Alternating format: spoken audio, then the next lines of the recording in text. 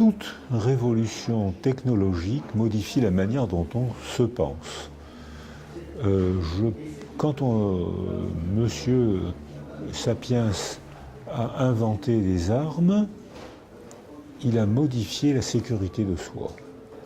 Que ce soit les silex taillés, que ce soit les lanceurs. Dès l'instant où il a inventé une arme, ça a été son premier tranquillisant. Dès l'instant où on a inventé l'imprimerie, ça a complètement bouleversé la culture. Parce que j'habite à Toulon, qui est le premier port de guerre français. Avant l'invention de l'imprimerie, le capitaine était le seul maître à bord après Dieu. Donc on était complètement soumis au capitaine pour une raison bien simple, c'est que c'était le seul à savoir faire le point. On ne pouvait pas se révolter, on ne pouvait pas le balancer par-dessus bord, parce que sinon tout le monde mourrait. Dès que l'imprimerie a été inventée, il y a toujours un bonhomme d'équipage qui a compris comment il fallait faire le point. Désormais, le capitaine n'était plus le seul maître à bord après Dieu. Le partage du savoir était le premier pas vers la démocratie.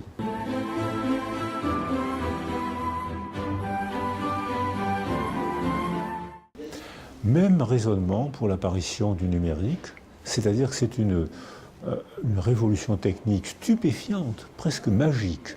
C'est-à-dire que quand un enfant se développe dans le numérique, Sésame, ouvre-toi devient vrai. Il tape une phrase, il l'énonce pas, il l'écrive en tapant une phrase ou un morceau de phrase que l'ordinateur va transformer en phrase.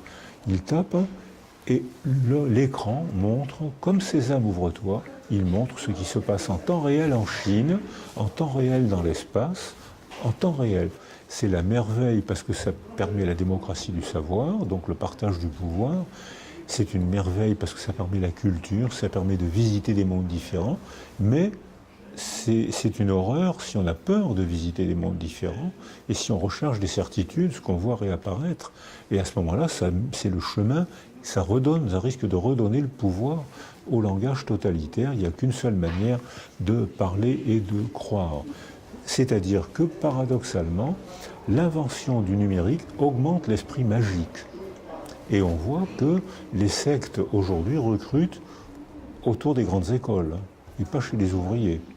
On voit revenir les religions totalitaires que je différencie beaucoup des religions qui nous permettent de vivre ensemble. Donc, et alors qu'il y a des religions, on voit réapparaître le communautarisme.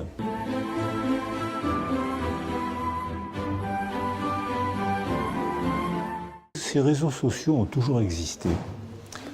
Quand j'étais enfant, quand j'étais adolescent, je n'avais pas un seul copain qui lisait Minute ou Rivarol.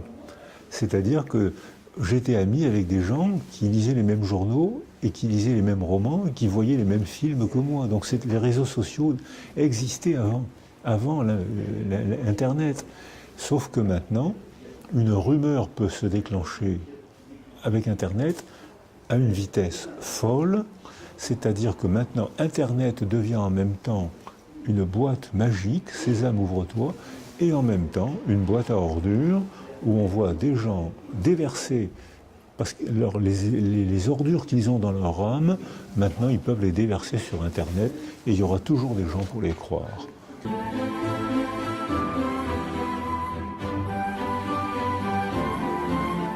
Il y a tellement d'accumulation de données actuellement que notre cerveau ne peut plus les traiter.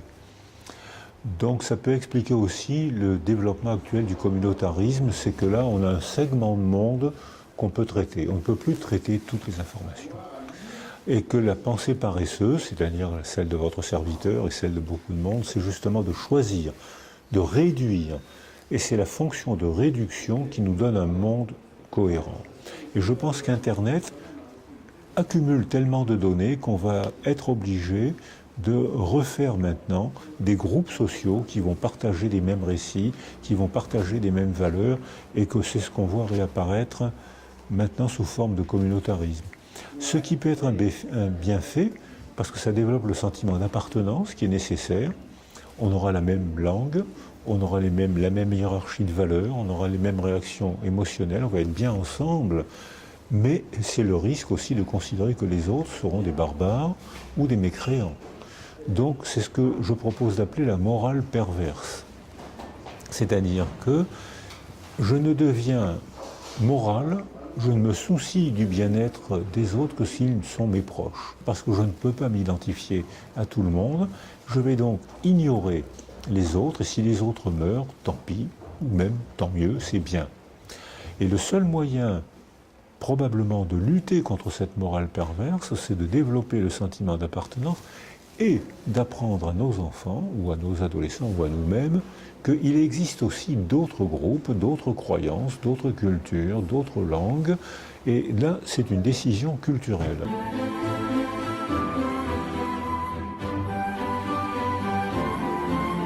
Toutes les cultures ont inventé des rituels d'accueil de leurs adolescents. Tu as 12 ans, 13 ans, tu es un enfant, tais-toi, tu ne sais pas ce que tu dis, tu es trop petit, tu n'as pas d'expérience, écoute.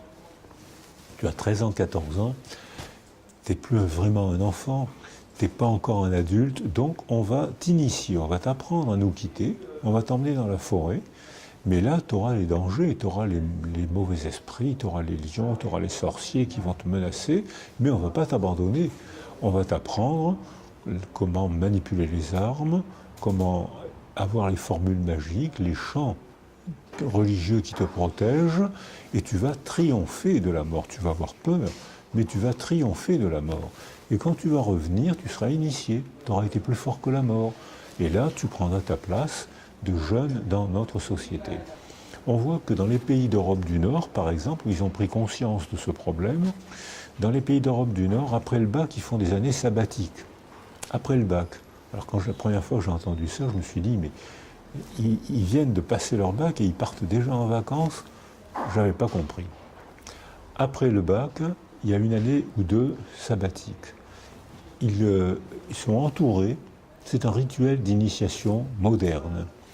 Et quand ils reviennent, ils ont eu peur, ils ont été entourés par l'association, par la carte de crédit de maman et de papa, ils n'ont pas été abandonnés, ils ont tenté l'aventure, ils ont stressé, ils ont été plus forts que le stress, ils ont appris une langue, ils ont rencontré une autre culture, ils ont gagné un peu d'argent, ils ont mûri, ils ont réfléchi à ce qu'ils aimaient et ce qu'ils n'aimaient pas, et quand ils reviennent après un an ou deux, ils ont acquis la fierté en eux. Et quand ils s'inscrivent pour apprendre un métier ou pour faire des études, il n'y a presque pas d'échec.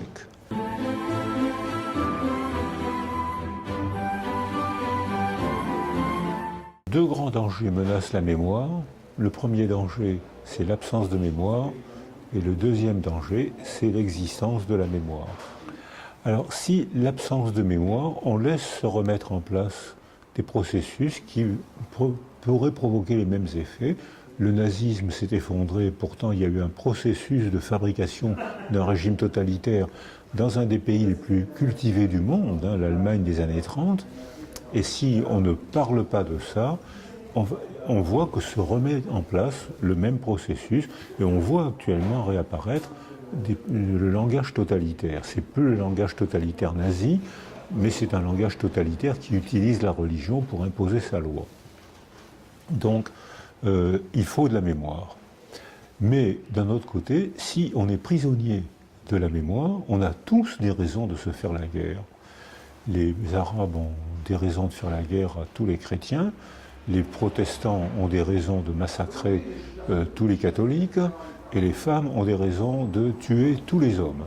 C'est-à-dire qu'on a tous des raisons de se faire la guerre. Donc, il y a deux extrêmes à éviter. L'absence de mémoire qui permettrait le retour du passé douloureux, ou l'excès de mémoire qui nous inviterait, qui nous rendrait prisonniers du passé et qui nous inviterait à faire la guerre incessante.